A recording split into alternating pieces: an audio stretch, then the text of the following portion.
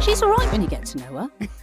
This is my podcast, and it takes you from your restrictive, toxic, life-limiting 9 to 5 into a life on your terms, full of freedom and flexibility as a self-employed virtual assistant. So whether this is your first introduction into the possibility of becoming a VA, or perhaps you've been doing a bit of Googling already, I'm going to get rid of the overwhelm, rid of the self-doubt, and show you that this life is possible. I've not just started this rodeo, you know. I'm Catherine Gladwyn, and I've been doing what you think is impossible since 2015. Shall we get started? Okay, so niching as a virtual assistant. Do you need a niche as a virtual assistant? And if so, how the bloody hell do you choose one? In this episode, I am going to break down niching so that you come away thinking, oh my God, I have wasted 7 hours, 7 days, 7 weeks, whatever you've wasted thinking about niching. And all you had to do was, I ain't going to ruin it. I'm going to put it at the end because, you know, like with the podcast, we're not going to tell you who the killer is until you get to the end. I'm not going to tell you what the killing. So, niching. It is a real brick wall for many aspiring and new virtual assistants. And even some virtual assistants that have been doing it for a few months are actually ruining their evolution by doing niching wrong. Because your decision around niching could actually be doing more harm than good. Yeah, I know. But I know you're looking online and you're getting information from here, there and everywhere. And it keeps saying, well, somewhere online, it's saying that to make marketing easier and to get clients, you need a niche. Oh, and let's not forget, having a niche, this is all in inverted commas, by the way, having a niche will also help you identify an ideal client. I've put more inverted commas around that, which in turn means it will make it even easier to market yourself. I'm going to say that again, because it's really important according to Google. To make marketing easier as a virtual assistant and to help you get clients, you need a niche. Having a niche will also help you identify an ideal client, which in turn means it'll make it even easier to market yourself. Now, that's brilliant, bloody brilliant, but also like, what the fuck?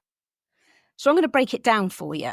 So first of all, it says that having a niche makes marketing easier. So what they mean by that is a sector niche. So let's say, for example, you decided you were going to niche to yoga instructors. Brilliant. That's going to mean you know who to target, who to contact, and how to make your marketing easier. It'll make your marketing easier. I'm going to sit here and wait for you to tell me how it makes your marketing easier. I can't wait too long because it cuts pauses out with the editing studio. But if you were targeting yoga studios, how does that make your marketing easier? Let me throw something else in the mix, right? You offer predominantly transcription services, and you're going to niche to yoga studios. Yoga studios, what do they need transcribing? Or something like that. Or somebody in the background going, how much are these Pilates socks? That was me the other day buying Pilates socks for my daughter. I walked in on a reformer Pilates class. This poor girl was like, I'm in the middle of a class at the moment. Yeah, but how much are they? They're £14, but I can't come out and get the money at the moment. Okay, so yeah, you know, if you did niche to a sector, yes, absolutely. If you were using the templates from my VA starter guide to send emails to potential clients, then it would be easier for you to identify potential clients. So you would just look online for yoga studios. But you need to think, does this yoga studio need what I'm offering? Now, I went way out there and thought about transcription services, right? But let's think, you're offering social media graphic creation. Brilliant. You know, they're gonna want to promote themselves on social media, aren't they, to get more clients? However, it's highly unlikely that they're earning more than you are an hour. So they may be charging perhaps £8 a lesson. And if they've got 10 people in there, for an hour's lesson, that's 80 quid. Brilliant. That does sound like it's more than your hourly rate. However, they've got equipment maintenance. And trust me, the equipment needs maintaining more often than your treadmill at home that's just hanging the washing on it. I say that from experience. They've got rents and rates. They may have like staff costs that may not have been them running the class. They may have brought somebody else in and therefore they've got to pay them money to do it. So their hourly rate becomes less. So niching sometimes to a sector does more harm than good because they don't need what you're offering. They never will need what you're offering, or they're earning less than you. When I started out as a VA back in late 2015, there was this lovely, lovely girl, and she got stuck in the niching cycle as well. And she decided at the beginning she was going to niche to coffee shops. And this was like 9 years ago when coffee shops weren't as massive as they are now. And they were earning very little. The markup was hardly anything. It was, so these small independent coffee shops were just about breaking even to keep going. So I can't even remember the services that she was offering. Oh, websites. She was offering websites. And it's highly unlikely that 9 years ago that they'd even need websites. But like I said, they weren't earning much money. So it wasn't the best niche or the sector niche to be in. So again, that was a no. So going back to the statement on Google about marketing, making marketing easier and helping you get clients if you niche to a sector, it's bollocks.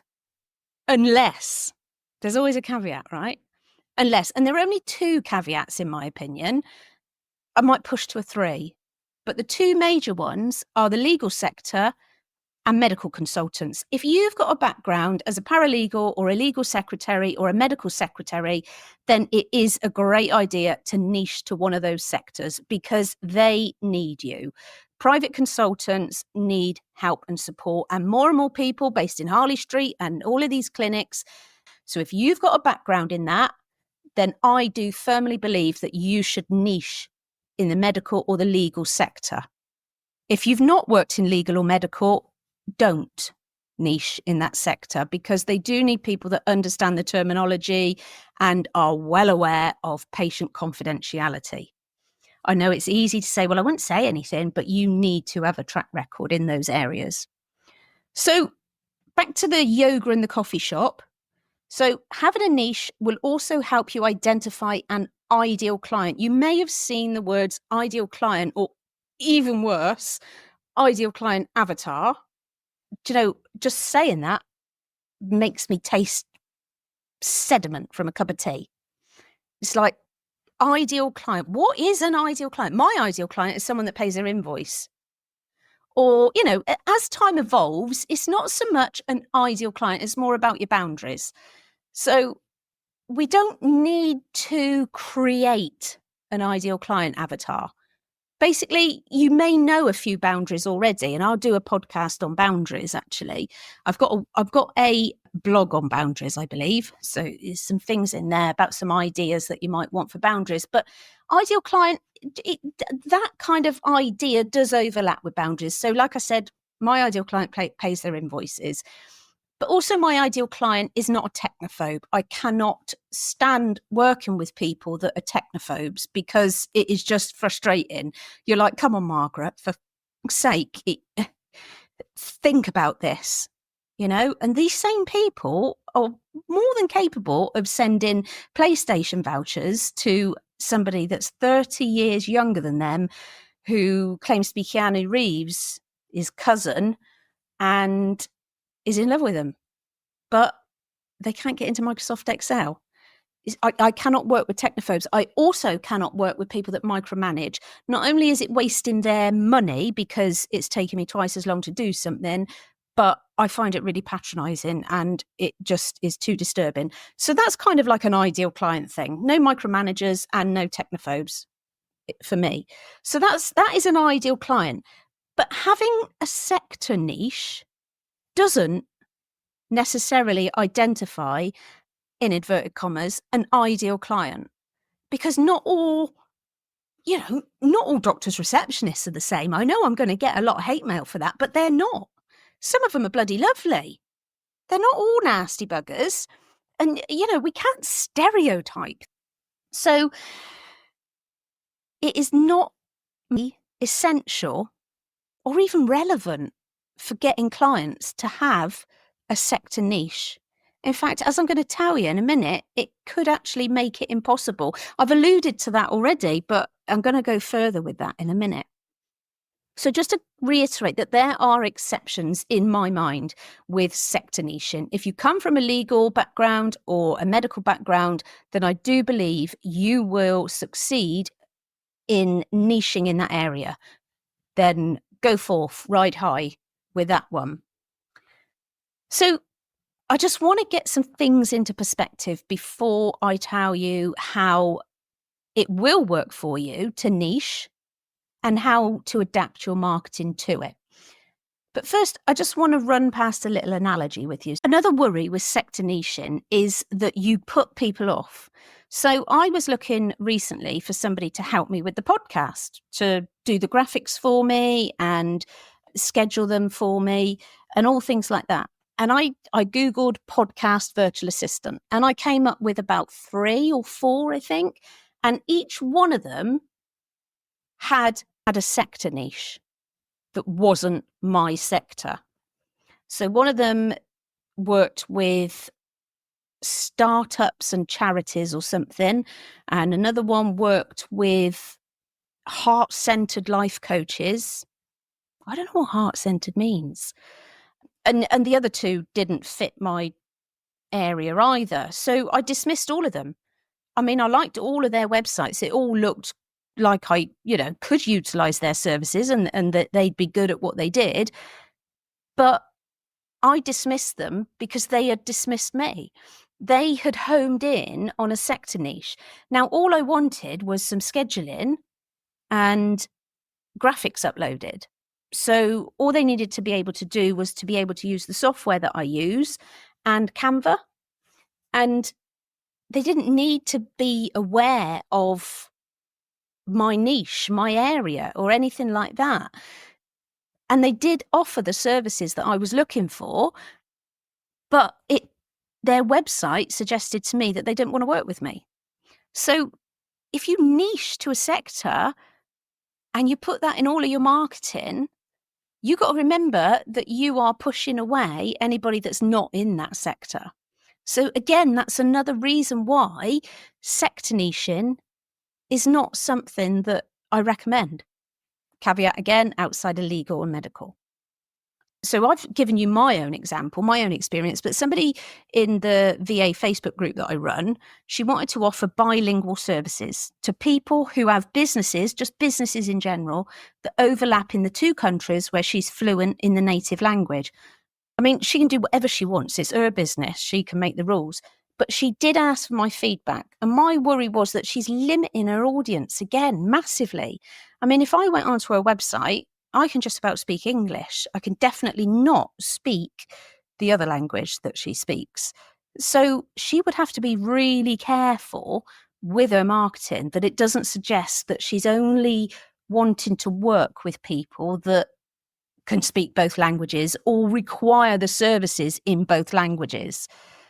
If you focus to small niches and market yourself to that niche, it's going to make anyone who doesn't fit the mold you've created go elsewhere. And like I said, that's absolutely fine if that's what you want to do. But as always, the bigger your audience, the more opportunities there are to sell your services. If you make it small, you reduce the number of people that you've got the potential to work with. And so this is where that you must niche to a sector advice becomes a massive issue and could actually be either putting people off working with you. In the instance where I was looking for somebody to help me with my podcast, I've got somebody now, by the way, before I get lots of emails. Now, if you're hell-bent on going for a sector niche, then you need to really consider those things I've just mentioned, but also consider whether they need what you're offering. So again, let me go back with my made-up analogy of targeting yoga studios and all you offer is transcription.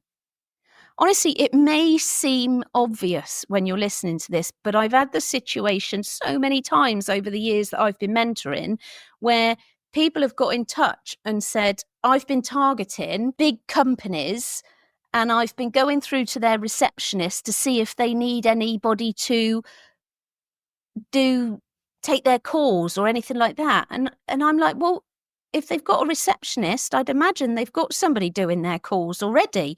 You really got to think about it. And this is what business is all about. It's not really easy. It's not overnight success. You don't just think, right, I'm going to do this and I'm going to offer it to this people that are 6 foot tall, that wear brown shoes and also buy their socks from Tesco. And I'm done. I'm great. I'm going to be leaving my 9 to 5 next week. So yeah, you have a think about whether they actually need what you're offering. Another one is make sure that your sector niche earns more than you per hour. Otherwise, they can't afford you. I have had this discussion, I will put in inverted commas, with somebody that wanted to target hairdressers. And I'm not sure what they were offering to do the hair for the hairdressers. I think it was social media.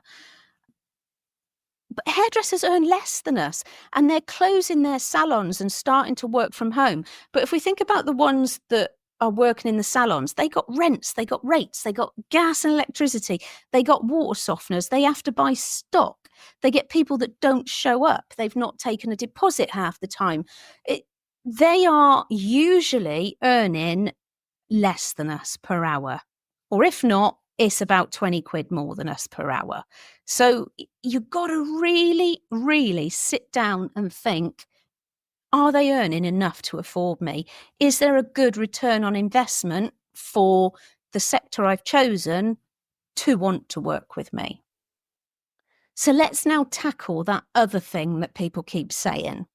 If you market to everyone, you'll attract no one. I'm never going to dismiss that entirely because it is kinda-ish true-ish.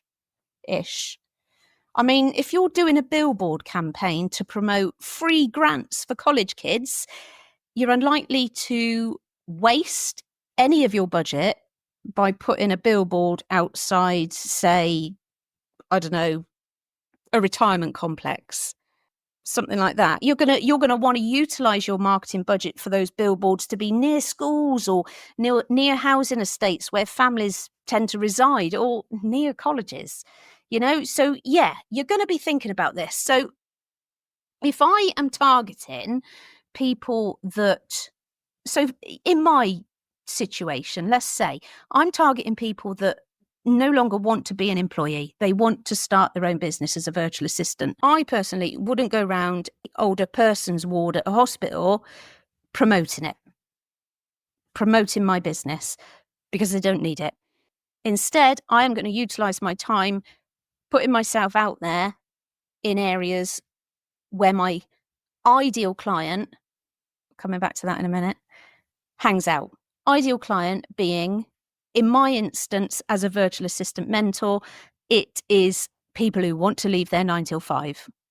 Okay, so I'm not going to choose to promote myself on a 60s plus social media site. There isn't one, but there could be, but there isn't one.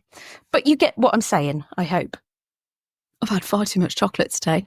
It is all about thinking about it. I often say to my mum, will you just think? And she promises every time and then doesn't. I'll give you an example, right? We were short on space for my dad's funeral. So she invited loads of staff that were in his care home that he'd been in for a year. I said to her, Mum, the family are upset that there's not enough space for the funeral for them. So you go and invite a load of randoms to take up the space. No, think about it. You really got to think about it. Because then everything becomes logical when you slow down and just analyse. Like with the example of thinking about how much do hairdressers actually make per hour? Is it going to be worth it for me to be doing their social media, because they've got to send the photos of the before and after through to me as well? You've got to think about everything. There is no rush to start in your business. No rush at all. In fact, if you do rush, you will make mistakes, you will get overwhelmed, and you'll have to start all over again, or you'll have to go backwards a little bit, and that will stress you out, or you won't ask for help and you'll just think this was all a scam, it's never going to work, I'm just going to stick in my 9 to 5 and be completely miserable for the rest of my life. This does work, but you've got to slow down.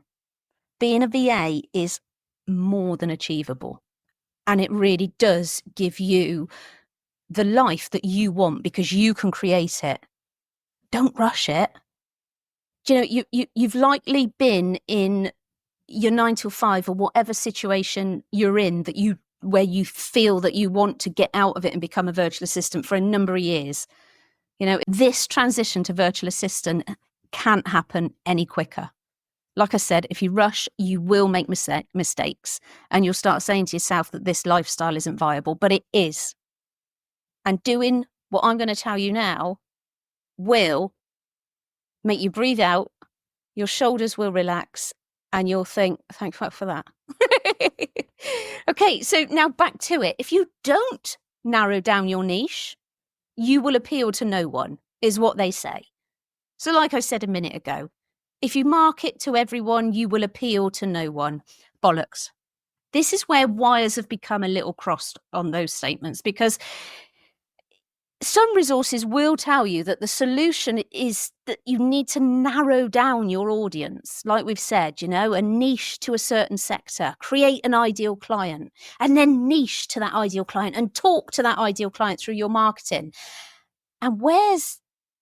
And here is where that's true. Here's the caveat I mentioned at the beginning. So if your background is medical or legal, then your expertise is incredibly specialist, and it is one that takes years to perfect.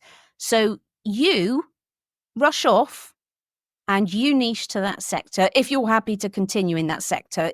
Happy being the important thing here. We want you to be happy. That was the royal we there. I want you to be happy in what you do. But if you're offering services that can be utilised in a number of sectors, then I don't want you limiting yourself. I don't want to come to your website needing what you offer and have to close it down straight away because you're just offering it to people who play golf on Sundays. So if you want to be savvy and not limit yourself or actually repel potential clients, then here's what we niche. Do you think we can insert a drum roll or something here? Anyway, we niche our services. Now, if you've already downloaded my free 90 plus services you can offer as a virtual assistant, and you've actually read it, not just scanned it and then put a question in my VA Facebook group saying, do I have to niche to the headings? Or that if you've actually read it, you will see that I recommend you don't have any more services than 6, a maximum of 6. Don't offer any more than 6 services. And this is why. It's so that you can niche to those services. Okay, I've told you why niche into a sector is actually going to be doing more harm than good and may actually just stop you from becoming a virtual assistant. But we do need a niche. We do need to stand out. We do need people to look at us and think, she offers that, I need it. So our niche is our services. So then what you've got to do, so you've got all of your 6, you get a bit of paper, right? Put it landscape, put 6 boxes on there, or 4, however many services you're offering. It doesn't have to be 6, but no more than 6. And I recommend probably minimum 3 in case suddenly the government decides that nobody can offer transcription services anymore. Something stupid like that. But yeah, put them all in boxes along the top. And then underneath, put lots of different professions and sectors that would benefit from those services. So let's think about, say you're offering email and diary management. You can make appointments for people. Then you could target start-up estate agents. We've got a new one opening in town shortly. And I know we've also got another one. He's been open since the pandemic, actually. And he does everything himself.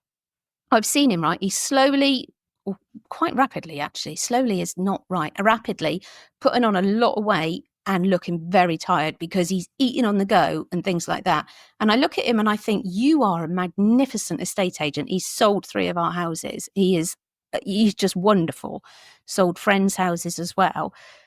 But I think if you get poorly, buddy, because you're doing everything, business is gone. And I know his wife doesn't work, so he needs help.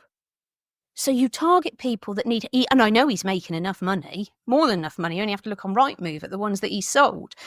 But yeah, and there's another estate agent opening soon in my hometown. They're perhaps going to need the same. So make a list of different professions, considering how much they earn.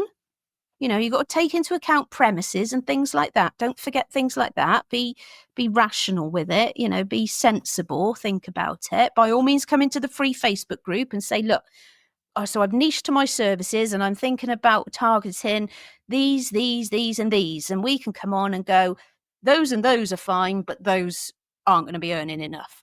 So you could perhaps offer, let's have a look, social media support to PTs, but then you need to check what they're charging an hour. So if they're only charging their clients £40 a session for an hour, then they're not going to have enough to invest in you, because they're probably having to drive to the client and drive to the next place afterwards as well. So that £40 can soon become £35 or something like that. So do have a really good think. I'm going to throw out some sectors now that often need our services. So there are consultants in any business, any sector are earning loads of money. You've got architects, they often work on their own, new startup businesses that have had funding. You know, my daughter's just been for an interview with a brand new startup with £4 million funding. So I always used to say, oh, stay away from startups. But if you have a look at their about pages and that, sometimes you can see they got massive funding. They're going to be able to afford you. So think about who needs your services, who would benefit from your services, and who can afford them, and then target them. So how do you do your marketing if you've not got an ideal client? Who do you know who to talk to? Well, let's put it this way, right? If you were targeting, I'm going to go with estate agents for this bit, right? If you were not all estate agents are going to want VAs, because a lot of them are big and they've got staff already. So let me choose something else. Hang on. Architects. I'm going to go with architects, right? So if you did niche to architects, how does that make your marketing easier? I think I said that at the beginning of the podcast, and I'm still waiting for your answer. It's been like 25 minutes now. But how does it make it? I mean, nothing you put out there is going to be something, you know, if you're reading Architecture Today and you quote something from Architecture Today, well, they're going to know that already. They probably knew that before it was in Architecture Today. But if you're offering email management, you talk about how that email management can change somebody's life. I'll give an example, right? I think I've mentioned it before in another podcast, but my PA, Rochelle, does my support inbox for me. I'm in there sometimes as well, and she'll forward stuff to me if it needs my reply. But a lot of the emails we get in there are people have forgotten their email, what email address they used to sign up to the course, or they need a password reset, or they firmly believe that we've deleted the course from their system. So there's recurring emails all the time. And I haven't got the time or the energy to be answering those ones, things like that. So Rochelle does it for me. And it changed my life completely. I was able to have my first holiday without my laptop because I didn't need to do any of those support emails.